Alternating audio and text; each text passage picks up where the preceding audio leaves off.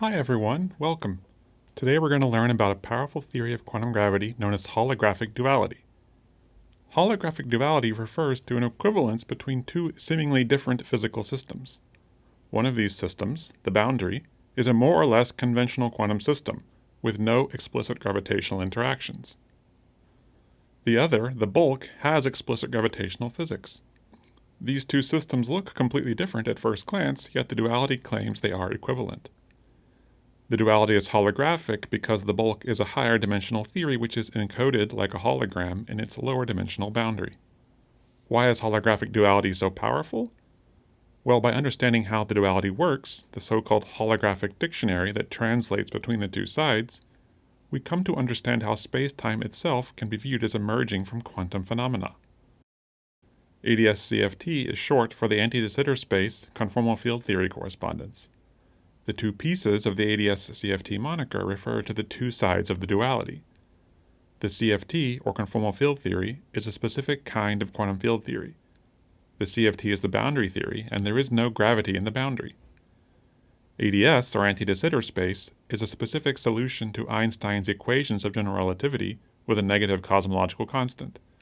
ADS refers to the bulk theory, and there is gravity in the bulk. We'll focus on a simple version in which the CFT is two-dimensional.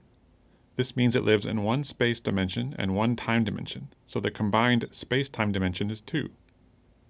We can visualize space in the CFT as a circle. Let's choose the size of the circle so that the circumference is 2 pi. There is also a time coordinate which extends into the past and future. You can think of copies of the space existing at each moment of time. The CFT is defined on this cylindrical spacetime and has degrees of freedom spread throughout this boundary spacetime. These degrees of freedom are fields which vary in space and time. If we unwrap the circle for a moment, we can plot some possible field configurations versus space and then watch how they change with time. In quantum physics, the dynamics of these fields is encapsulated in a set of allowed energies, and these are closely related to the frequencies at which the fields can wiggle. There are some basic rules. One of these is that no signal can travel faster than the speed of light.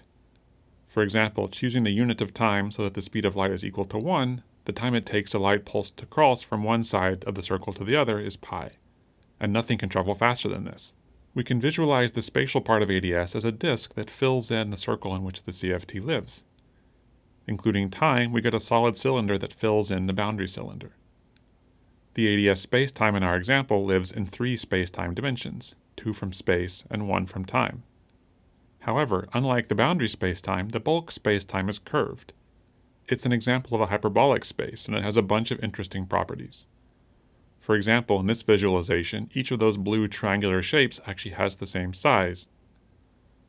One crucial fact is that, although it looks like it has a boundary, this boundary is actually infinitely far away. We can pick a point and lay down a coordinate system.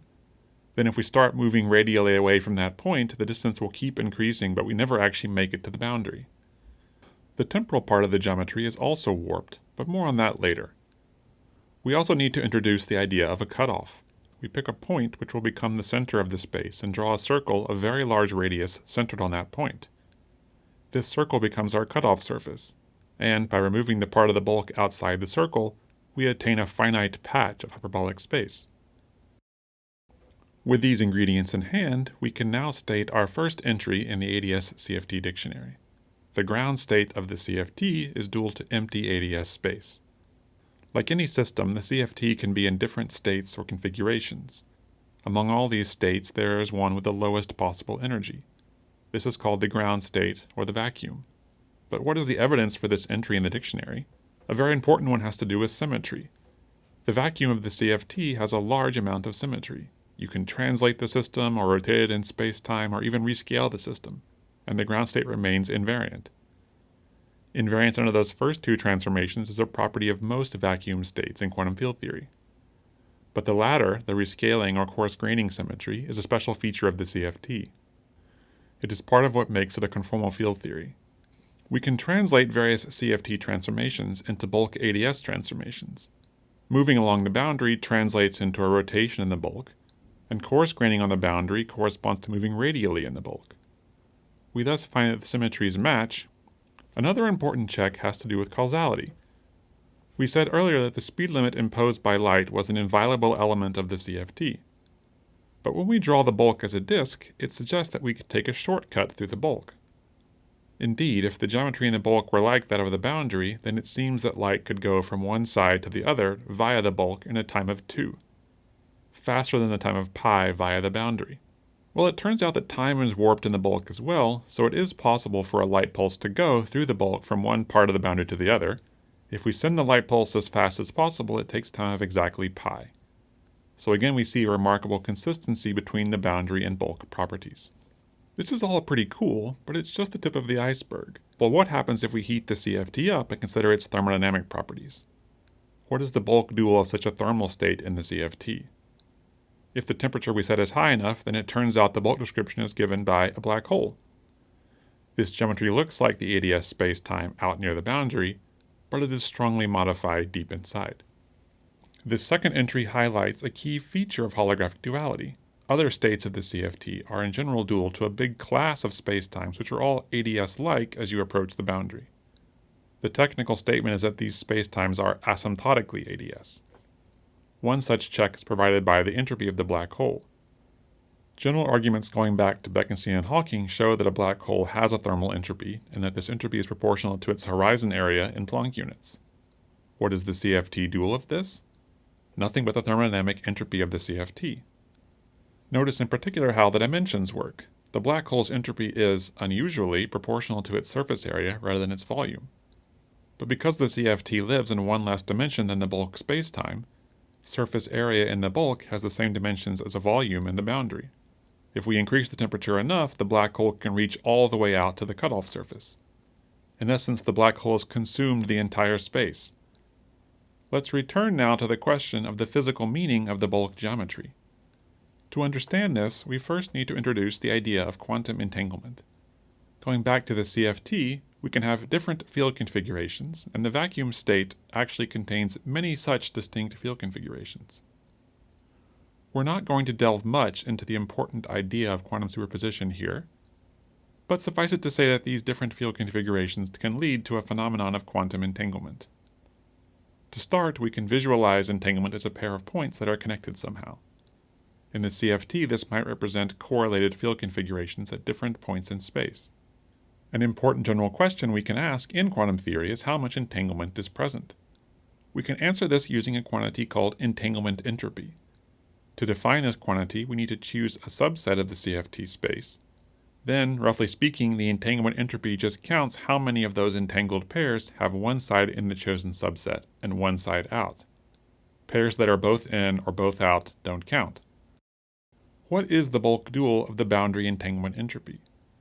The answer is provided by the Ryu-Takanagi formula, which says that the boundary entanglement entropy is equal to the area in Planck units of a bulk minimal surface. Start with the chosen CFT region. Now consider all the bulk curves that start and end on the endpoints of the chosen boundary region.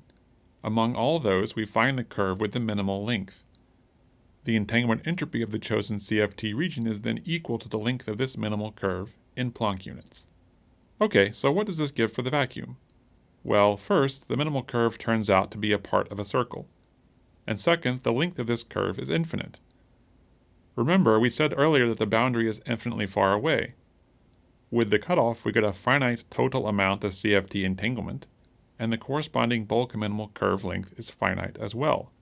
The value predicted by the RT formula with this cutoff is rather remarkable, being proportional to the logarithm of the sine of the boundary angle. Exactly the same answer can be derived from purely CFT methods. And so once again we have a perfect match between boundary and bulk. The lesson seems to be that the bulk spacetime is, in a precise sense, a direct manifestation of quantum entanglement. One way to see this is to take the black hole spacetime and apply the RT formula to the entire boundary. The RT surface becomes the event horizon, and we recover the formula for black hole entropy. We've seen a lot now, so let's step back and take stock. We learned that the ADS-CFT correspondence is a conjectured equivalence between two seemingly different systems: a boundary quantum system, the CFT, which doesn't have gravity, and a bulk quantum gravity system, the asymptotically ADS spacetime, which does have gravity. And we've seen a glimpse of the enormous body of evidence that this is a mathematically consistent theory. And from this, we learned many amazing things. For example, that space-time is in a sense built from entanglement, and that black hole entropy can be precisely related to quantum state counting. But that's all for today. Take care, and see you next time.